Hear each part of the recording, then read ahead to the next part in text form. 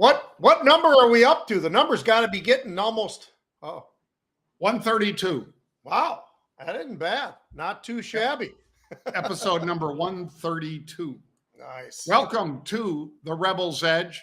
He, the guy in the colorful shirt, colorful. That's what you get from living in Bolivia. You get colorful. For those who don't know that reference, that's Strother Martin. Strother Martin, that's right. Yep, that's phenomenal. One of the great movies and one of the great character actors ever, because the guy was that guy riding around on some sort of a jackass. And then you have him as the general manager of the Charlestown Chiefs in Slapshot. That guy's phenomenal. Well, and one thing in common with both of those movies, Paul Newman. Yep. Paul Newman in, let's see, Butch Cassidy and the Sundance Kid. Yep. And then, of course, Paul Newman in Slapshot, his iconic role. I got to tell you something. Paul Newman, for being one of the great actors of all time, for him to actually step away and go into that. And for the people who don't know this, John and I know a lot of guys who were involved in the filming of that because they filmed that at the University of Minnesota's hockey rink way back in the day, which was pretty classic or whatever. But one of the best scenes, Pete, other than the Hanson brothers skating by the opposing bench and slapping them all with their stick as they go by. Other than that is when he launches a puck and nails the organ player in the head. It is well, it was the color guy, but his tube flew off later in the thing too. That was great. Well, that's what you get at the Rebel's Edge, folks. Yeah, a little bit of history and humor. And now it's time to dive in. And so, Jared, we are ready to kick it off with the Macro Minute. Bang. All right, Macro Minute. We are selling off strongly today. Pete's saying, hey, maybe it's the JOLTS report, and maybe it is. Maybe it's people nervous about another strong inflation report that's coming our way. I mean, there could be a lot of things, but overall, I think it is just that people are thinking after a very furious rally to start the new year or the new quarter, maybe we're due for a little easing. I don't disagree with you, John, although I will say we were at least in somewhat positive territory, looking like things were going to be relatively okay early on, and this JOLTS number comes out. It was below 10 million. It's the first time in 2 years that it was below that level. So it just happens to hit maybe at the right time, though, to your point, because as we closed out the first quarter, strong as hell, and then we start off yesterday, looked pretty daggone good. All of a sudden, this thing reversed pretty rapidly, and I think it caught a lot of people off guard who were trying to ride this thing up. We'll see how the day plays out, but yeah, I think the JOLTS definitely had something to do with it. Absolutely, they did. Well, let's dive in, Pete, to fantastic futures. When is Jared going to give us his fantastic futures thing? So he needs to get something up there. We got to stay on him for that. All right, I'll see what I can do. Nice. Thank you, Jared. Ours is orange juice futures on my end, Pete, because they started the year at about 203 for the futures for frozen concentrated orange juice. They have zoomed to over 280. That's a 38% surge. But hey, nobody drinks orange juice. It's not part of everybody's breakfast or anything. So we don't need to worry about that inflation, right, Pete? It's like the old Buffalo thing, John. Florida's got the oranges, but we got the juice. I mean, it's I'm going to hit real quick fantastic futures. I'm going to say silver again, and I've said it before, but John, it ain't stopping. Silver has been on this path, and what did we go today? Well, we got over 25 bucks today. And if you go back to yesterday, there it is. Jared's got it up there. We had a buyer of 47,000 of the January 37 calls yesterday. So the SLV, which has hit, I believe, 11 times in the month of March. Now here we are in April. It's starting off strong once again. Yep. So those of you who wanted unusual activity, there it is right there. The SLV. Yeah. All right. Let's dive into the stories, Pete, beginning with CDLX. Now, these guys, they were up 20%, then 25, 30, 35, 40, 45. They're up 60% now, Pete. And the CEO said, despite a difficult macroeconomic environment, our shift to a product-led operating structure is yielding positive results. Boy, I think that's an understatement. Up 60% on this earnings, and they raised guidance. Yeah, and John, they're also going to get the CFO is going to step down. He's resigning in July. July 21st is his last day, so he's going to be there for the transition. I'm not so sure that that's not going to be even a more positive thing, right? I mean, the reality is this is a company that was struggling. The stock wasn't that far off from the 52-week lows, and now all of a sudden we get this kind of news as well as this big, huge 60+% move to the upside. You know, the strong guidance was a factor as well, John. When you really look at it, you see billings was up 10 million. You look at revenue, the guidance up 10 million. People really do like the restructuring that you mentioned as well. So there's a lot of different reasons. And oh, by the way, I don't know, there might even be a little bit of activity in there that you and I have maybe seen. I don't know. There might be. Well, these guys are an ad platform in the US and in the UK, I guess, Pete. So the fact that they're putting up some impressive numbers and guidance, I'll point one thing out, though. They are still down 90% from the 52-week high. That's after today's rally. Yeah. But I like picking up a stock that just trades over 5 because now it opens itself up to more owners in the institutional side now that it's back above 5. All right. What about Acuity Brands, AYI? Down today. They beat on the bottom line, which is profits. That is, of course, always good, but they missed on sales. And this is like a lighting play, I guess, Pete. And year over year, they had what, 943 million in sales, but that was, you know, let's call it 15 million under what the street was looking for. Yeah, it's interesting, John, to look at this one because I think Acuity Brands, to your point, it's lighting, it's building management, it's all of those things. They crushed the earnings, absolutely crushed it. By the way, they've made a habit out of doing that. I think this is the 4th quarter in a row, maybe even more than that, but at least 4 in a row where they've beat on the earnings and up significantly from a year ago. So from that perspective, it's great. I look at that miss on revenue, John. I'm not quite as concerned about that as clearly, you know, the market's, I think, interpreting that. So because of that, I'm looking at a stock that, given what they gave us, I'm not worried enough about that. I like the fact that you're going to be able to get a company at a discount that's got the kind of earnings growth that they've got. And maybe they did have a slip this quarter on revenue, on the sales. I'm okay with that. They're making money, and they're making more money than they have. I think that's a good thing. Absolutely. I guess both of us are saying on a dip like this, it gives you an opportunity rather than saying, you know, hey, I'd run away from this one. Right. All right. What about this? Because I thought this was also kind of interesting. EVgo. So there are 3 main companies in this space, Pete, and we've talked about Blink, BLNK. We've talked about ChargePoint, which is a widow maker. It seems like every time they buy lately in the last year and a half, 2 years, upside calls, the thing crashes back down. So EVgo is another one in this space. And I guess they've been selected by California to deploy a whole bunch of charging stations, Pete. But the numbers that California's talking about aren't really all that big. I mean, $6.6 million. That doesn't seem like it's enough to run your company for a long time. If you're, you know, putting teams out in the streets to build these charging stations. I mean, I think that popped the stock early on, but like you're seeing right now, it's given it mostly back. Yeah, I think it's the dependence, John, and you and I talk about things like this all the time. How dependent are you on what? And in this case, they're dependent on the government.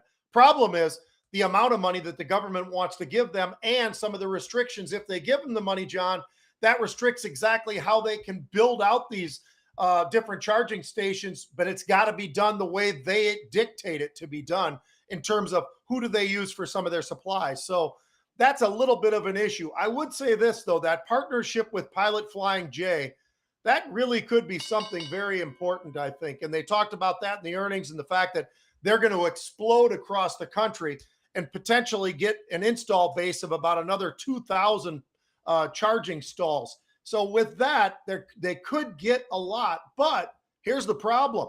Can they stay in business long enough to make that work? Their free cash flow burn is absolutely burning up cash like I've never seen before, John. And they're burning it at a pace that's actually going about the same pace as when you look at, hey, here's the stock, here's what their cash looks like, here's what their debt looks like. That combination is about what they're burning right now. So that's not so good. This is a company that's going to need help into the future. Yeah. Flying J is an important one because if you've ever seen a charging station with just a bunch of Teslas and other EVs pulled up to it, if there isn't something to do there, it's kind of a real bore fest to just sit there and wait for your car to charge up. At least at the Flying J's, Pete, to your point, you're going in there and you could look at a magazine, you could, pick up some coffee or whatever your preferred adult beverage and head back. I mean, as long as you're in the passenger seat. Yeah, well, it's a self-driving vehicle, Pete. Yeah, well, there is that. Take me home. Well, and then we've got AMC, folks. So the apes are not happy today. Well, I guess they might be because the ape side of the business, APE, is up today. But the AMC side of the business got halted right after the opening and just dropped like a stone.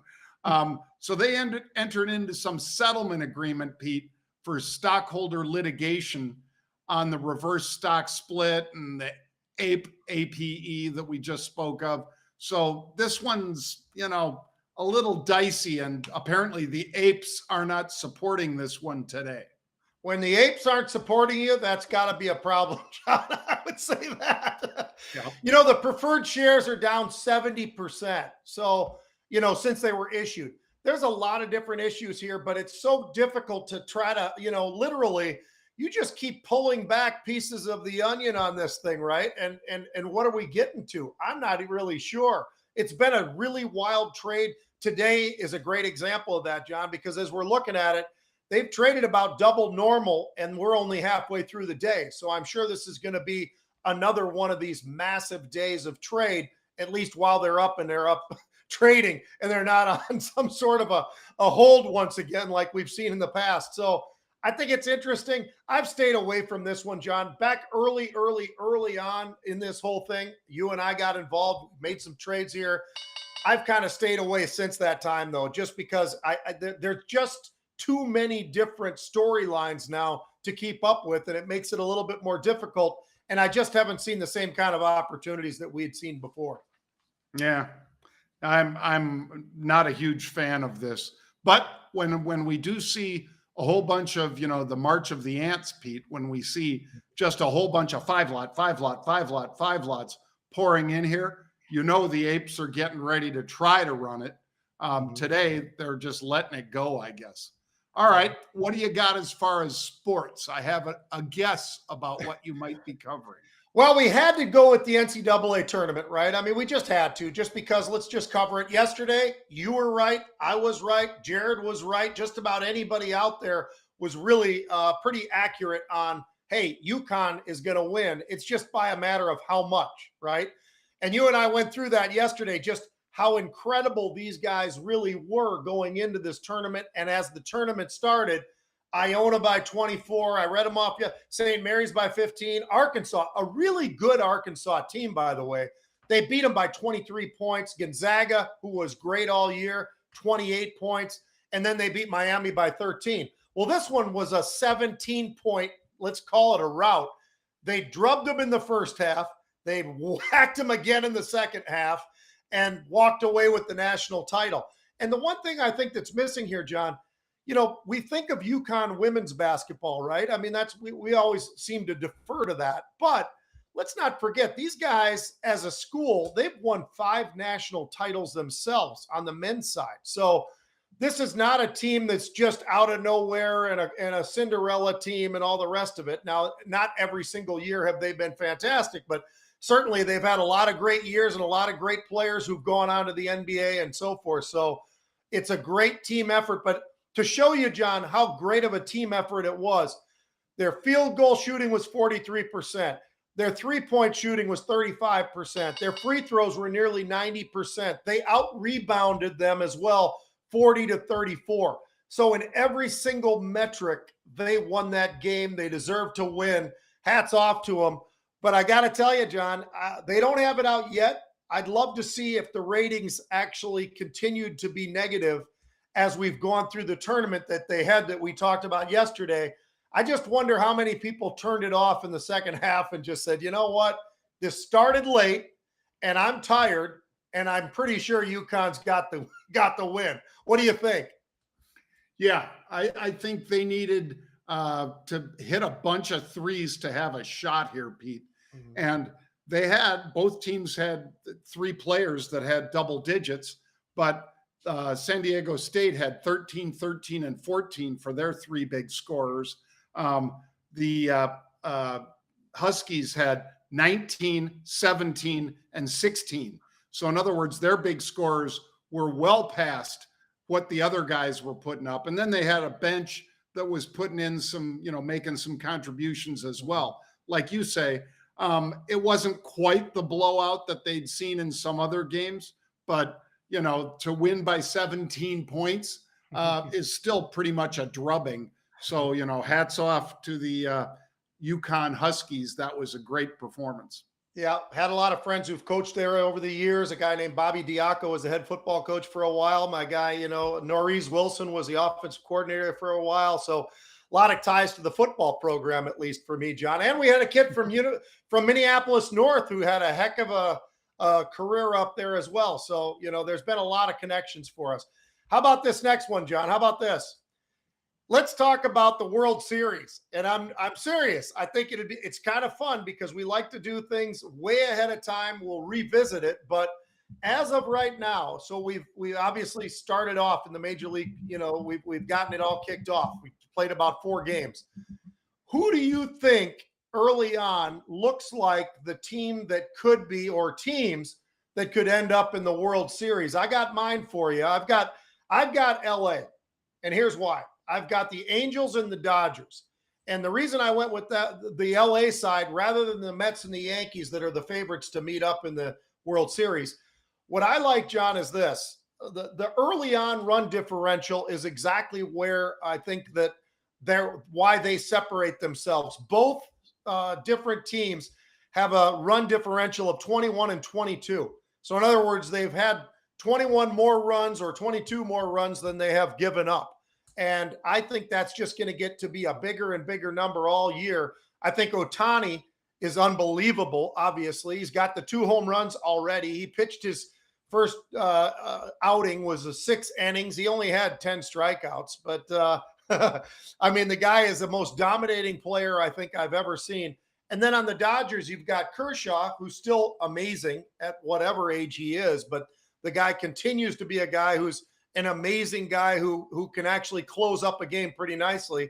And they got 10 home runs already as well. So what do you think, John? Are you in for LA? Are you in for New York? Or maybe you've got 2 different cities that you think that maybe it's Chicago and Minnesota? I don't know about that. I will say, Pete, that the Padres are looking pretty good. I mean, we know the Mets have that huge payroll. It's silly. It's nearly $500 million, so they're well over where the payroll is supposed to be. But the Padres are not pulling a Twins or a Cincinnati Reds, Pete, where they basically skate by with way under 100 mil. The Padres are almost 300 mil.